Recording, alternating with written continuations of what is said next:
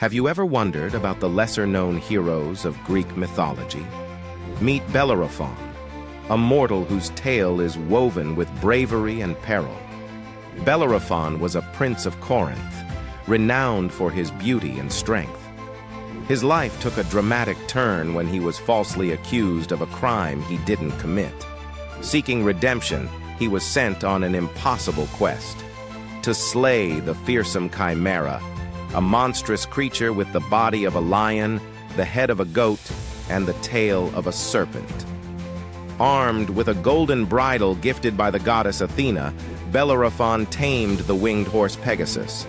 Together they soared into the skies, ready to face the deadly Chimera.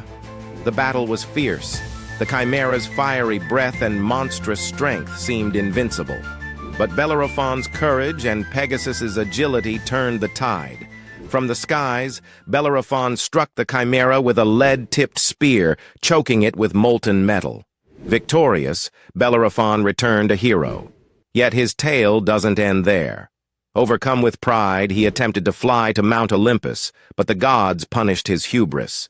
He fell back to earth, living the rest of his days in solitude. Bellerophon's story is a timeless reminder of bravery, ambition, and the perils of pride.